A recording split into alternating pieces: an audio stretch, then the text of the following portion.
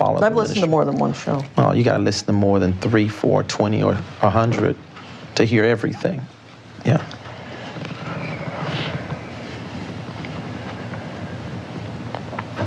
The JMMI contribution report for 2013 shows that you donated $42,000 to JMMI in 2013. Mm-hmm. Is that true? If that's what the report says. How can you donate more than you actually have made in the last several years after a bankruptcy? Because in this kind of ministry, people will walk up to me and want to give me personal gifts of this amount of money, and I give it over to the ministry instead of receiving it. And I have them write it out to the ministry instead of me.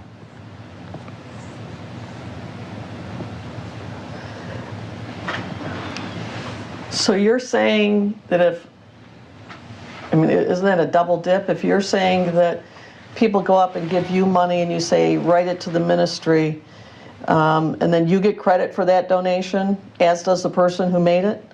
Well, that's my personal way of showing also contribution of people who want to give me money personally for my life, and I just tell them to give it to the ministry. Do you report that as gift income to you? No, because I tell them to write it out to the ministry. So how do you come up with $42,000 that you donated when it didn't come from you, it came from a third party? Well, we use those records to show what I am, beside my tithes and offerings that I give out of my paycheck.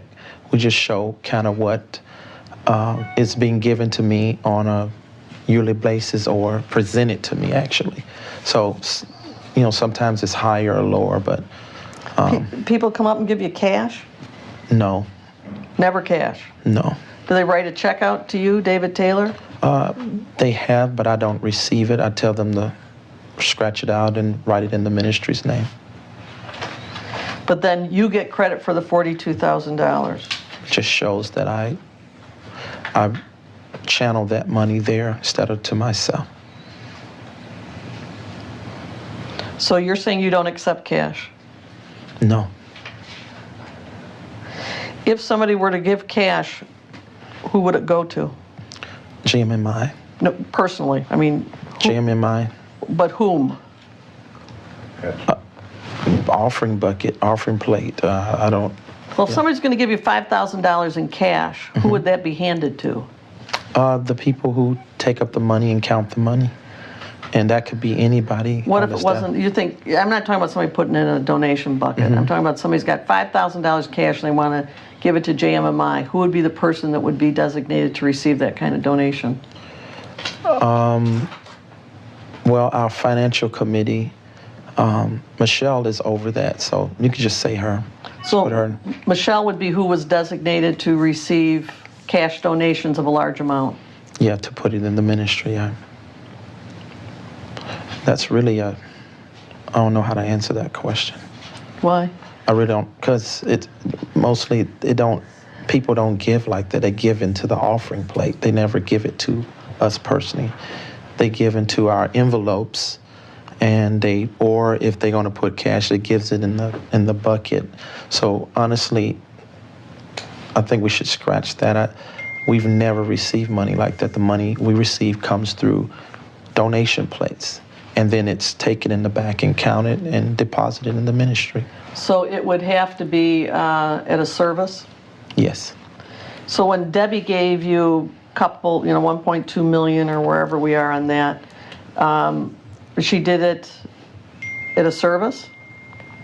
I don't recall. I'm not quite sure when. I know she gave a wire. Yeah. From what I know, it's a wire. So. A wire transfer. Yeah, and people do that all the time in our ministry.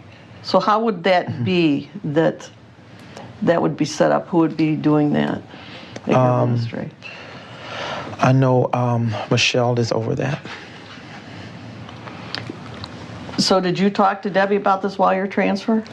No, Michelle. You had no conversation with Debbie about that? No.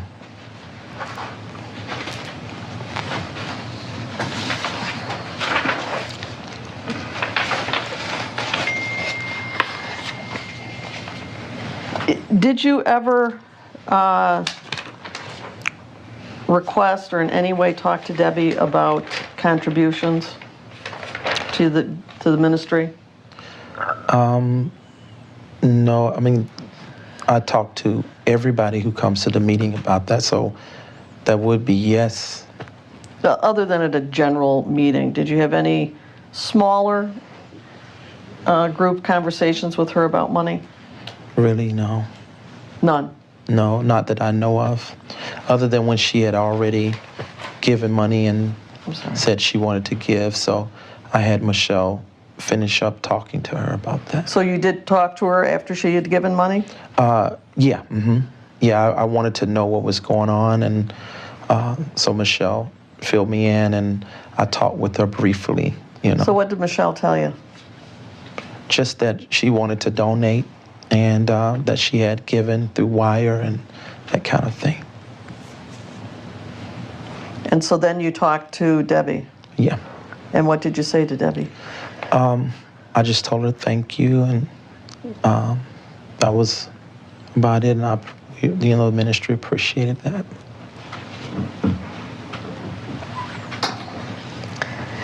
that. Did you inquire of her the source of those funds? No, because I never usually do that when people give money like that. Would it be a concern to you if it meant that she was ultimately going to be homeless in the next year? Would it be a concern to you? Of course, I would have never allowed that. I didn't find out till afterwards about this. What did you find out? I mean, just what you were telling me, you know. What Mr. Potts shared with you? Mm-hmm. Right. Anybody else? Rick, of course, came up to me in the first court proceedings and started saying stuff like that, but I didn't believe him because of the kind of spirit and character he has, so I didn't really take nothing he said true. But when Mr. Potts shared with me certain things, because I saw what had really happened. And what was your understanding of what had happened? That she had donated a large sum, and she gave a lot of money that a lot of it she didn't have to give. I mean, beside the stuff she has to pay for. So, I'm sorry, say that again? I said that I found out that she gave a lot of her money that she didn't have to give. She couldn't afford a lot of that.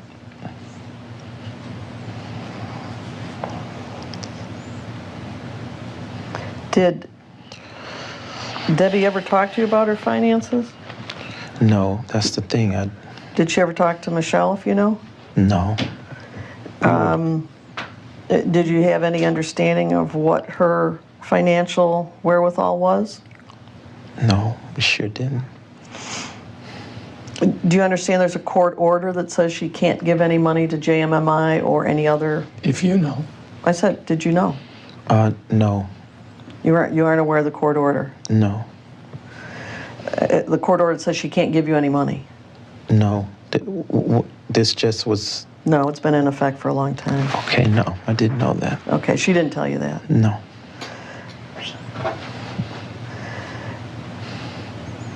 Did Debbie tell you that she was not seeing her children or had severely cut back seeing her children based on her finances? No. She didn't share anything about that with you? The only thing I found out through Michelle that she had told Michelle is just that what her ex-husband was doing to her. And what was that? Well, basically just keeping her from the children and taking her to the rigmarole. Do you understand that he can't do that personally, that the court has to issue orders? Irrelevant. Irrelevant. Well, Who cares? No, I want his understanding. No. For what purpose? So that Debbie doesn't repeat. Debbie's not on trial here. No, it's He's not. on trial here. It's not about trial. What's it for? Do you understand there are court orders issued from the judge about Debbie's parenting time? If you know. No, I don't. I'm not involved in that. But. So you were led to believe that somehow her ex-husband Rick is doing this. Oh, yeah. Okay. Did Debbie ever tell you that she had violated court orders? No, I don't know any of that. She didn't tell you anything about that? No. Do you know if she told Michelle? I don't know. You can ask Michelle. Are given, and you understand that Mrs. Frazier cashed out about $600,000 in retirement assets that generated a very significant IRS bill? You aware of that? Now, after he told me. You weren't aware of it before then? No, of course not. But you're now aware that she's got a big IRS bill? Yeah, I would have never let her give that if I knew that.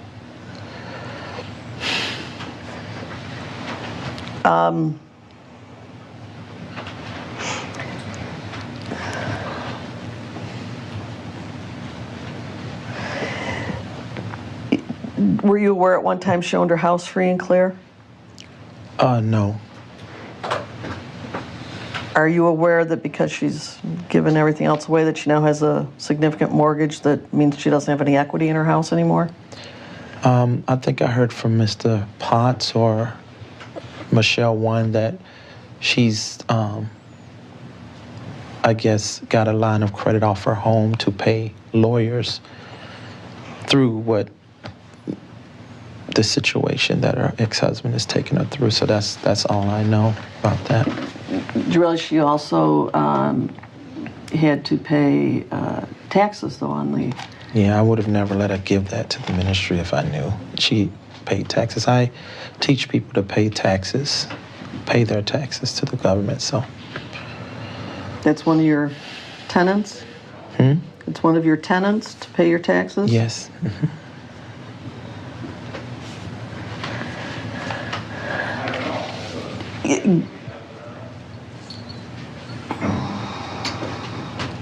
Would you accept any more money from Debbie Frazier? No. You would not, No. going forward? No. Have you told her that? Of course. I mean, since I found this out, I had a phone conversation and just told her, you know, to, I just asked her why she didn't tell us, you know, all of these things. And what'd she say? She just felt like she didn't feel like she needed to tell me anything. She just felt led to give the money, so.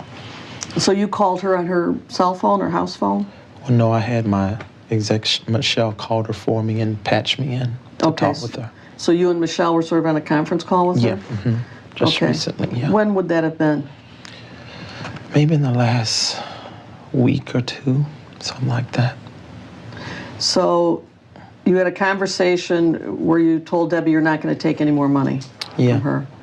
Well, I don't think I worded it like that, but I told her that she should have communicated better with her financial situation. And if she had bills to pay, like the IRS and things like that, I wouldn't have never taken the money in the first place if I had known that information. Especially that amount. Even if she wanted to donate, I would have told her, don't give this amount. You need to keep some for your life and that kind of thing. But I don't get involved in all of our contributors' life like that, you know. If somebody gives you a really big number, like over $1 million, you don't say to them, can you afford this? I really haven't done that because I think it probably would be wise now through this to just start doing that. But usually people who have given are very responsible and they can do it, you know, so this caught me totally off guard.